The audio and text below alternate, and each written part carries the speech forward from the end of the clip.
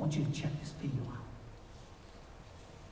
This video is going to explain and kind of solidify exactly what God is looking to do in our relationship or in our communities. I don't know what will come about, but He wants to make a difference.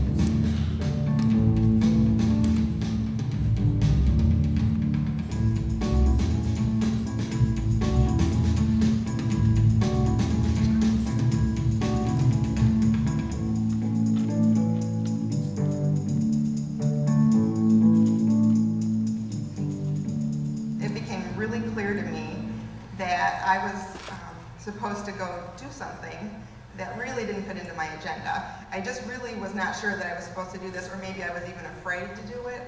My friend Dorothy, her brother-in-law Dan, was diagnosed with a form of leukemia. And in a 2-month span of time, their 4-month-old baby was hospitalized. They had Dan's diagnosis. He lost his job and therefore the medical insurance, and their home was in danger of being foreclosed. So she had thought of writing a letter and asking our neighborhood to support them in a variety of different ways. And basically my response to her was just write the letter and just see what God does. I enclosed in the note, or in the letter, I added a little portion that said, even if you can't give a gift or donate to the family at this time, would you please fill out an index card just with a message of hope for the family and sign it. And then we'll put them in a blessing book and give it to the family with any gifts that we receive. Some of the women from my small group went to my neighbor Dorothy's home to give her the gifts from the neighborhood. And we had the blessing book, and inside the book we wrote a little message to the family.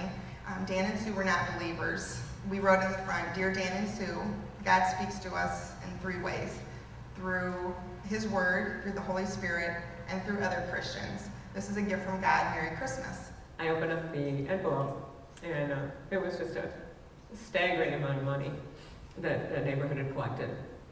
And there's also a big blanket in there that my neighbor had made. And in this big bag that they had brought were all kinds of wrapped Christmas presents for the kids. And it was just unbelievable, just a mind-boggling thing. And they had a book that everyone who brought a donation of any kind had written just on a little card, a prayer, a blessing, something. It was a few days after Christmas then that Nick and Dorothy, my neighbors, went to visit Dan and Sue, and they talked with them, and Dan told them that he knew his life was going to be different because he couldn't believe there were all these people that cared about him that he didn't know. He went, it was several days after Dan and Sue had received this gift from the neighborhood.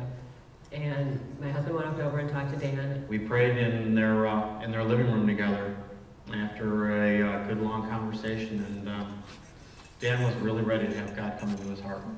It was a really neat thing to just know that our neighborhood had somehow, and ultimately our small group, had touched the lives of these people.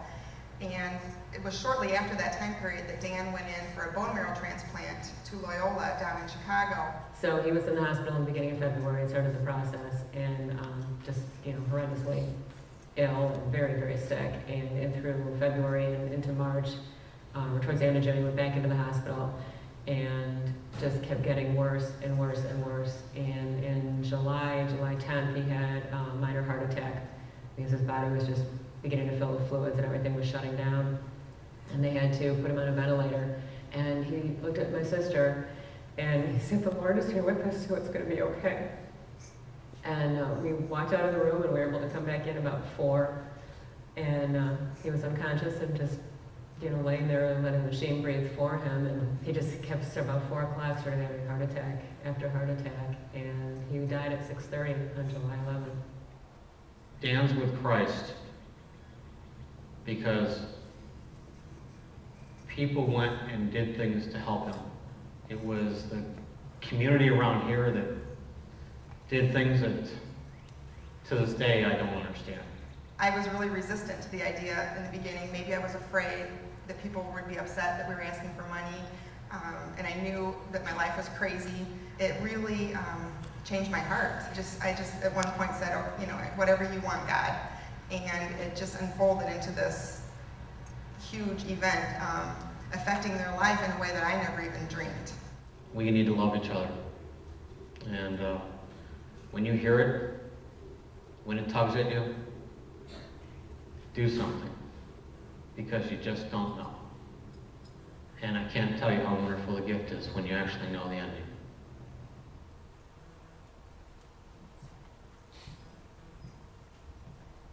Opportunities, just like that, are going to continue to show themselves.